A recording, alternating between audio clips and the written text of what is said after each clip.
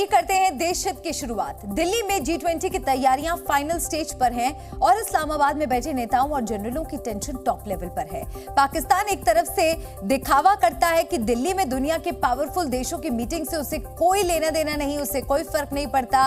दूसरी तरफ पाकिस्तान के पत्रकार और एक्सपर्ट्स चोरी छिपे G20 पर नजर बनाए हुए हैं।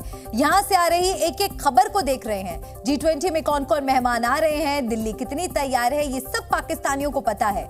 हमारी पाकिस्तान को सलाह है कि G20 की सबसे तेज और सटीक कवरेज के लिए वो जी न्यूज देखना शुरू कर दें। यहां G20 की 360 डिग्री जानकारी मिल जाएगी।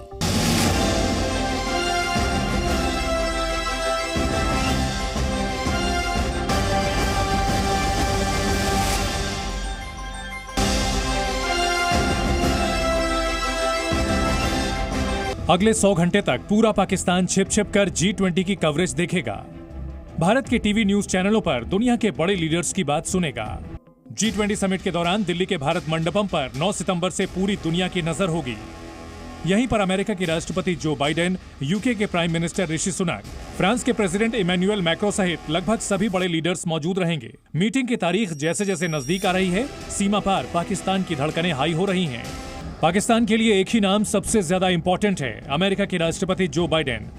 उन्होंने आज तक पाकिस्तान का दौरा नहीं किया। इनके इंतजार में पाकिस्तान की सरकारें पिछले 4 सालों से आसमान देख रही हैं। अब बाइडेन दिल्ली आ रहे हैं, पर इस्लामाबाद का जिक्र तक नहीं हो रहा। मजबूर पाकिस्तानी पत्रकार खुद ही अमेरिका के प्रेसिडेंट की चर्चा कर रहे हैं। इनके बयानों में आपको भारत के लिए तारीफ और पाकिस्तान के लिए दुख दिखाई सुनाई देगा। पीएम मोदी की जो बाइडेन से 8 सितंबर को 1-to-1 मीटिंग होगी। इसमें उन प्रोजेक्ट्स पर बात हो सकती है जिस पर मोदी बाइडेन के बीच जून 2023 में सहमति बनी थी। भारत ने पहले ही क्लियर कर दिया है कि अमेरिका के प्रेडेटर ड्रोन में उसकी दिलचस्पी है।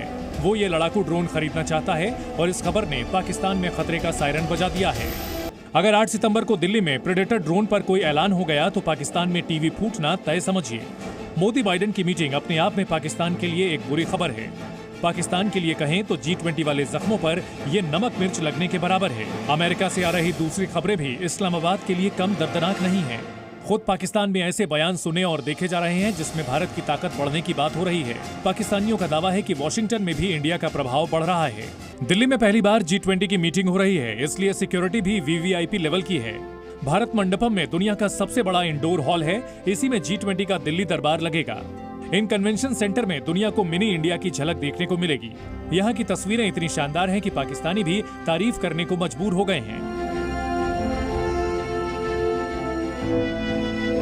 पाकिस्तान में हल्ला है कि अमेरिका ने उनको रिजेक्ट करके इंडिया को सेलेक्ट किया है।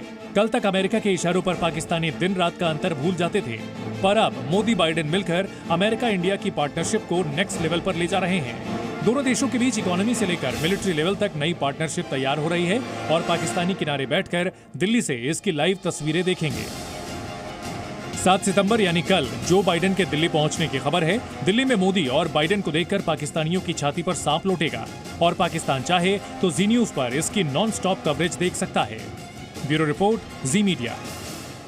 तो भारत में G20 के आयोजन से पाकिस्तान दहशत में है, तो वहीं पाकिस्तानी आतंकियों के समर्थकों को भारत ने दहशत में डाल दिया है। दरअसल चीन आतंकी देश पाकिस्तान को मदद करता है और उसके पाले आतंकियों को संरक्षण भी देता है। कई बार चीन ने भारत के दुश्मन आतंकियों को बचाने की कोशिश की है और आज संयुक्त राष्ट्र में भारत ने बिना चीन का नाम लिए उसे बेनकाब कर दिया।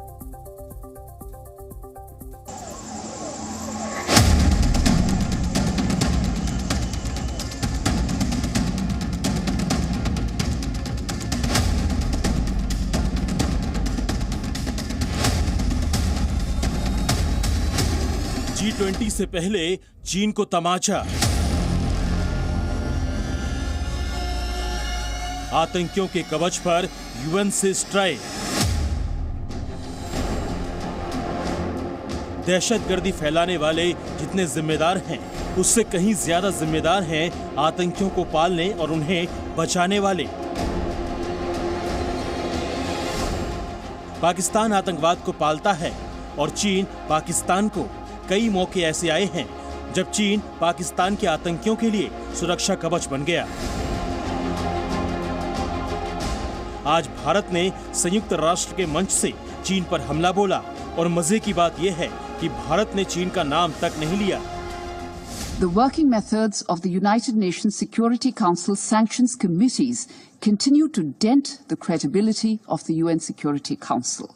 For genuine, evidence-based listing proposals for globally sanctioned terrorists to be blocked without giving any due justification is uncalled for and smacks of doublespeak when it comes to the Council's commitment in tackling the challenge of terrorism. The working methods of sanctioned committees must emphasize transparency, objectivity in listing and delisting, and should not be based on political considerations. Bharat को चीन पर ऐसा हमला क्यों बोलना पड़ा, उसकी वजह आपको आंकड़ों के जरिए समझाते हैं। इसी साल जून के महीने में भारत ने लश्कर के खूंखार आतंकवादी साजिद मीर को वैश्विक आतंकवादी घोषित करने का प्रस्ताव यूएन में पेश किया था, लेकिन उस पर चीन ने अड़ंगा लगा दिया था। इसी तरह पिछले साल अक्टूबर में आतंकवादी शाहिद महमूद और आतंकवादी हाफिज सईद के बेटे हाफिज तलहा सईद को भी चीन ने बचाया था। पिछले साल अगस्त में जैश सरगना मसूद अजहर के भाई अब्दुल रऊफ अजहर को भी वैश्विक आतंकी घोषित करने में चीन ने अड़ंगा लगा दिया था। उससे पहले लश्कर आतंकी अब्दुल रहमान मक्की और मसूद अजहर को भी वैश्विक आतंकी घोषित करने में अड़ंगा लगाया था। ये सारे आतंकवादी पाकिस्तान के हैं और भारत के खिलाफ आतंकी साजिश में शामिल रहे हैं, और चीन इन्हीं आतंकियों को बचाकर पाकिस्तान से अपनी दोस्ती निभाता है। ब्यूरो रिपोर्ट, जी मीडिया। भारत से चाहे कोई भी खबर आए, पाकिस्तान उस पर अपना रिएक्शन जरूर देता है। हमारे देश में इंडिया और भारत नाम पर चर्चा हुई तो पाकिस्तान ने जिन्ना और 1947 को याद किया। हालांकि पाकिस्तानियों के बयानों से भारत को कोई फर्क नहीं पड़ता है। ऐसा लगता है मानो सीमा पार बैठी जनता अपनी परेशानियों को भूलने के लिए भारत की खबरों का सहारा लेती है। देश का नाम इंडिया होगा या भारत, इस पर हिंदुस्तान के बाद पाकिस्तान में भी संग्राम चल रहा है। कहा यह जा रहा है कि मोदी सरकार ऑफिशियली देश का नाम इंडिया से बदलकर भारत कर देगी। इस एक शब्द में ऐसा क्या है जिसने पाकिस्तान में भी हलचल मचा दी है? भारत नाम पर हुई बहस को लेकर पाकिस्तान में दो नजरिए हैं। पहला यह है कि चाहे नाम भारत हो या इंडिया, पाकिस्तान वही रहेगा जहां वो हमेशा से मौजूद है, यानी इस्लामाबाद कभी भारत की बराबरी नहीं कर पाएगा।